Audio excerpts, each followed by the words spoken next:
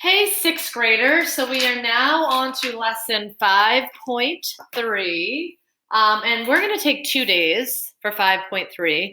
And this is about solving direct proportion problems and real world problems. All right. So solve real world direct proportion problems. So the first concept, and it's a vocabulary word up here in yellow, is cross products. And it's actually called the cross products property. Fancy words. So remember, we talked about commutative property, associative property, distributive property, and they're like mathematical principles or rules that we learn. So there's something called the cross products property. So 2/5 is equal to 4/10, right? So we have equivalent fractions there, or we could also say they're equivalent ratios, right? 2/5 is equal to 4/10 because 2 times 2 is 4 and 5 times 2 is 10. So if you have two equivalent fractions or two equivalent ratios, you can find their cross products and see what I mean by cross products. I circle them. So in this case, 5 and 4 and 2 and 10 are cross products, okay? When we talk about like cross simplifying, remember that? So this is like, cross multiplying, right? Because that's what products means, multiplying. So if you multiply 2 times 10, 2 times 10, it should be equal to 5 times 4. 5 times 4. So 20 is equal to 20. So if you multiply these cross products, that 20 should be equal to the other cross product, okay? And the formula, the way that it's written is if A over B is equal to C over D, then A times D equals B times C. So this is A over B, and this is C over D. And if these are equivalent fractions or equivalent ratios, then A times D, the cross product, is equal to B times C, the other cross product, okay? So keep that principle in mind as we go ahead and work on the problems in this lesson. And I'm gonna pause this right now and write up my the problem we're gonna tackle now. Okay, sorry about that. So I am on page 267, right here. That's actually, I guess, at the bottom of 266. And then the two methods they show are on 277 if you want to have your book handy. So if you pay $40 for 8 t-shirts, and the amount you pay is directly proportional to the number of shirts you buy, how much will you pay for 5 t-shirts? Okay, so if you pay $40 for 8 t-shirts, and the amount you pay is directly proportional to the number of shirts you buy, how much will you pay for 5 t-shirts? So I've got some good information here. If the amount you pay is directly proportional to the number of shirts. So the amount you pay, remember that's your Y term. The amount you pay, the total you pay, is directly proportional to the number of t-shirts that you buy, and that's your X. So if I set up my Y over X, let's just say, all right, if it's $40 for 8 t-shirts, right? Because my 40 is what I pay, that's my Y. 8 is the number of t-shirts I buy, that's my X. And I want to find out, this is one way you could tackle it, I want to find out what I'll pay for 5 t-shirts. Here I have my X term again, right? So what is so I'm going to put that here because we do Y over X. So I'm putting in 5. So what is it that we're missing here? We're missing our Y, which is total paid, right? Money paid. If the amount you pay to the number of shirts. So 5 is the number of shirts and Y is the amount you pay. And we don't know because that says how much will you pay? That's our part that we're trying to figure out. How much will you pay? That's our Y. So I can use my cross products property. And in theory, if we do that, if we multiply 40 times 5, 40 times 5, it should be equal to 8Y. But I'm not done, right? Because I have to solve now. So 40 times 5 is what? Is that right? We get 200 there. 40, 80, Yes. And 8y. So if I divide by 8 now, because it's all about isolating the variable, now I've got to use my, I know I'm being, this is called Mrs. Saber being completely lazy right now, but 200 divided by 8 is 25. So y equals $25. So with the information from the question, if you pay $40 for 8 t-shirts and the amount you pay, your y, is directly proportional to the number of t-shirts you buy, your x, how much will you buy for 5 t-shirts? Well, I can expect to pay $25 for 5 t-shirts, right? And I just logically, that makes sense as well, because if I pay $40 for 8 t-shirts, it makes sense that 25 is smaller than 40, right? Because I'm only buying 5 t-shirts instead of 8. So that's another way logically to look at your work if you did it correctly. Because if I got a y that was greater than 40, I know I did something wrong because I paid $40 for 8 shirts. So that's method 1. Now let me show you method 2 in the book. Okay, so method 2 essentially is taking what you know about constants and direct proportion equations and applying it. So like this approach, method 2, makes me think of like Thomas, because I know like he's Mr. Efficiency, and I think when he looks at these two, I'll be curious. I'll probably put a quick question at the end of this, which method makes sense to you, which one you like the most.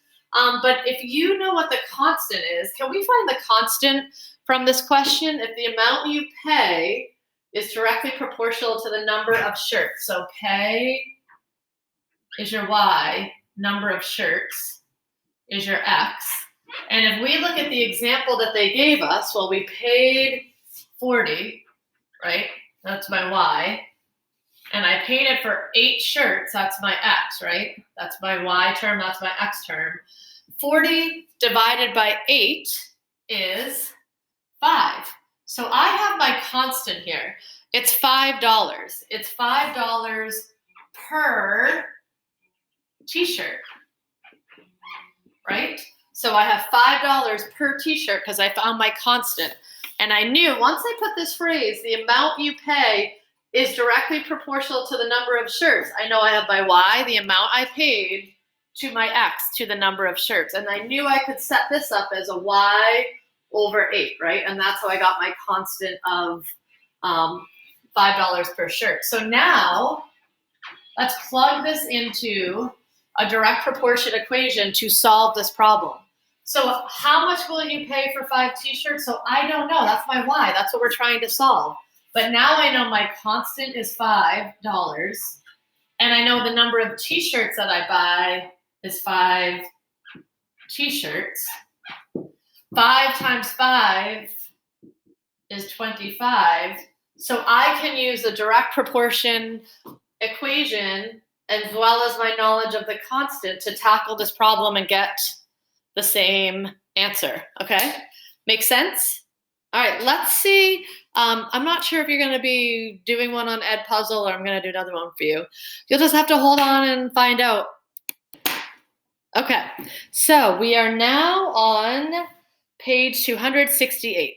So Belle works at a convenience store. The amount of money she earns is directly proportional to the number of hours she works. She is paid $432 for 18 hours of work. Use a proportion to find out how much Belle will earn for 21 hours of work. So let's try method 1 and then try method 2. So method 1 is the cross product property. Okay, that's what method 1 is. And then method 2 is using constant and direct proportion equation. So in the question, when it says the amount of money she earns is directly proportional to the number of hours that she works, that's key information, right? Because when you see this phrase is directly proportional, they're telling you it's directly proportional, okay? So we don't have to figure out if it is or it isn't. They're telling you it's directly proportional. So, and remember, I told you the y is what comes before that phrase is directly proportional, and the x is what comes after. So the amount of money she earns, that's your Y, right?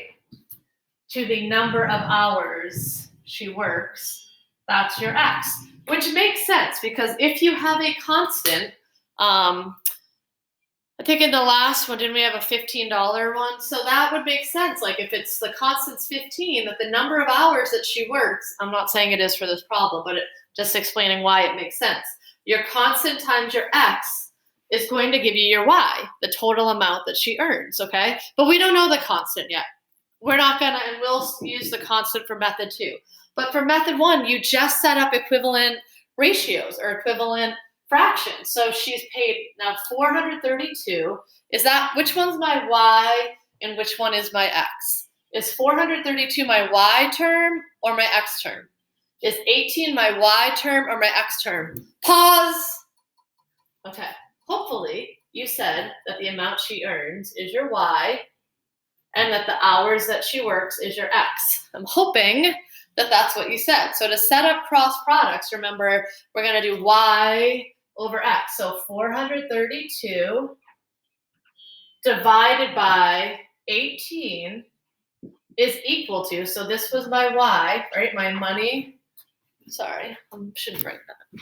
My Y is my 432 over my X, which is the number of hours. So if I go over here, how much will she earn? For 21 hours of work. So which one is missing here? How much will she earn? That's our Y, right? We don't know how much she's going to earn. Over, well, we do know the number of hours. It told us 21. So now I have set these up to be direct, they're equivalent ratios, right? They're equivalent fractions because we've been told that it's directly proportional.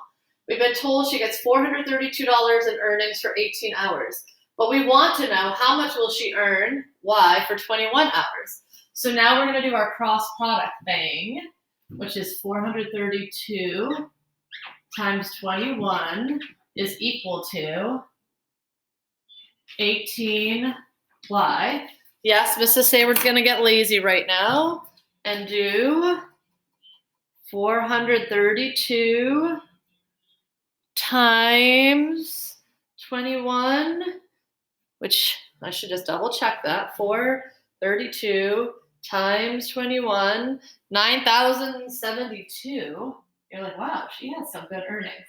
But that's not our final answer, right? Because this is by 18Y. So we need to divide by 18 because we're trying to isolate the variable. So 9,072 divided by 18, 504. So Y equals 504. So Belle will earn $504 if she works 21 hours. And again, it makes sense that if she earned 432 for 18 hours, we know, well, if she works more hours, 3 more hours, right, than 18, we know that our answer needs to be greater than 432, right? Because she's working more hours, she should earn more money. That would be step number 1. Step number 2 is find our constant and then plug it into a direct proportion equation with the information that we know. So we're using the same, so to find constant, it's Y over X, right? You have the information that you need, that she earns is your Y, and the number of hours she works is your X. In the example they gave us, it was 432 divided by 18. And that's going to give us our constant. 432 divided by 18 is 24. So the constant is 24. Now I am going to pause this and I want you to tell me, what does 24 represent? What does it mean? Pause. All right, hopefully you said that $24 as the constant represents that she earns, or Belle earns, $24 per hour.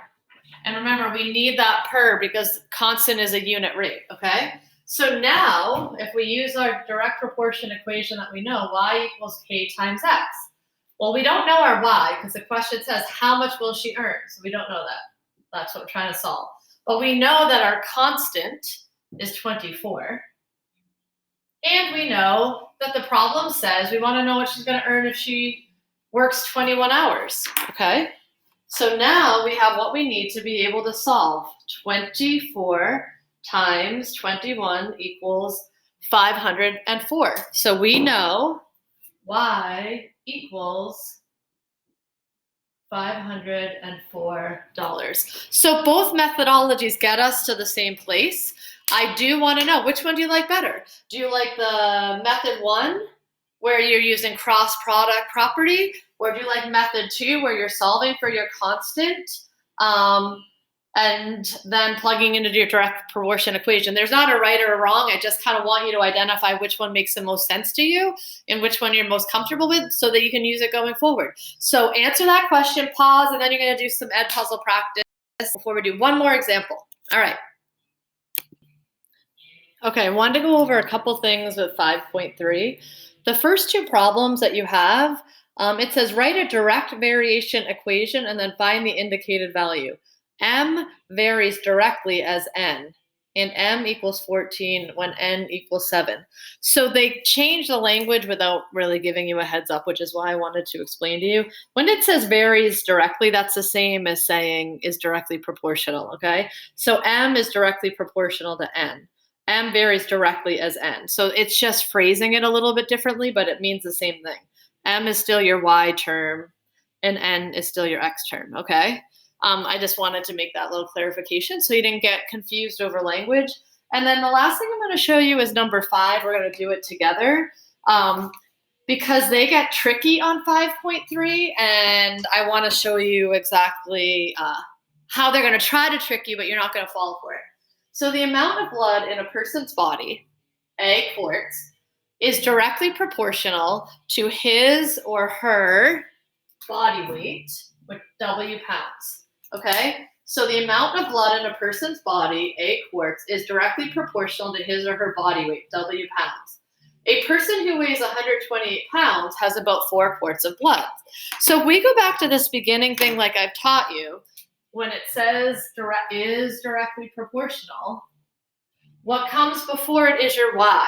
So in this case, your y is the amount of blood in a person's body. Your y is actually A quarts. And your x is his or her body weight, because it comes after the phrase is directly proportional. So your x is W pounds. Now look what they did here. A person who weighs 128 pounds has about 4 quarts of blood. So in the question, now they have done what? Can anyone figure out how they're trying to trick you? Pause. All right. How are they trying to trick you? A person who weighs 128 has about 4 quarts of blood. Well, remember, your weighs is your x, right? That's my x. And my quarts is my y. So in the question, we know the y is the blood and the weight is the x. And here they put your x before your y, hoping that you're just going to go, oh, all right, I'm going to find a constant, 128 divided by 4. And then you're like, oh, all right, that's nice. That's 32. All right, my k is 32. I plug in my equation, and I'm like, all right, my y is A. So A equals 32 times W.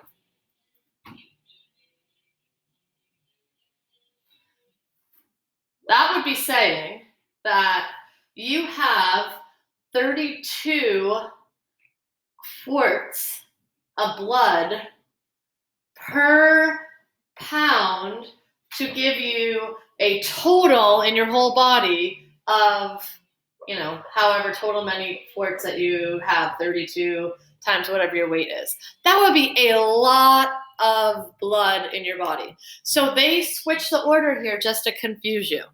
Pay attention to that, because that's what they do in the word problems in 5.3. So in the question, I think it says find the constant. So A is going to be the K equals, then B is going to be our equation. What does C ask us to do? Oh, C says body weight.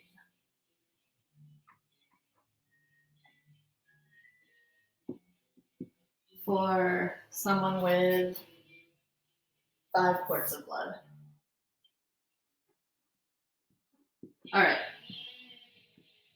So, our A, our constant. Well, remember K, so A is K equals Y over X. So what is our Y in this example? Our Y is 4, right? Because that's a quarts of blood. And our X is 128, right? Because amount of blood, quarts, that's our Y, to body weight, that's our X. So in fact, you don't have 32 quarts of blood per pound. You have 1/32 quarts of blood per pound. That's what our constant is representing. For every pound, you multiply 1/32 times that pound, and that will give you your total of your quarts of blood in your body. So then B said, write a direct proportion equation. So we're going to take our Y value. In this case, it's A. So A, and it stands for amount of blood in your body. It's kind of a gross question. Amount of blood in your body. So A equals our constant, which is 1/32 times our X is W. I'm just going to pause to see if there's an easy decimal. For those of you, I'm thinking of like Christopher who likes to convert to decimals. I can do it right here while you watch. 1 divided by 32. Well, so there would be your decimal, Christopher. If you wanted to put that, you could for your constant. So this decimal or 1/32, whichever one you would prefer. And then C is, so what's the body weight for someone who has 5 quarts of blood? And what they're saying there is our 5 quarts of blood is our A, right? Because we're trying to find out that's our total quarts. So if they have 5 quarts of blood, 1/32, we don't know the weight because in the question it says C, find the body weight of a person who has 5 quarts of blood. So we don't know W. So that's what we have there. So 5 equals 1/32 W. So I want to get W alone. So how do I get W alone? Well, I've got to multiply by 32, right? 32 over 1. If I multiply by 32 on that side, I've got to multiply by 32 on this side. And then let's do our math out. 32 times 5. So it's 160. So the body weight of somebody who has 5 quarts of blood would be around 160 pounds, okay? So again, I wanted to show you this so that you don't get tricked. It's always going to be, you want to be honing in and looking for the phrase is directly proportional or, what do they say, varies directly. So what I do, like put that box around it, highlight it, whatever comes before it is your Y term, and whatever comes after it is your X term. But then when they give you one to solve, pay attention. Which one do they put first? And this one, they put their X before they put their Y. And I'm going to tell you on number 6, I know that they did that too. So pay attention and don't get tricked. All right, that's it for today. We'll do the next half of that lesson tomorrow. Have fun with this and let me know if you're not understanding any of it. All right, bye.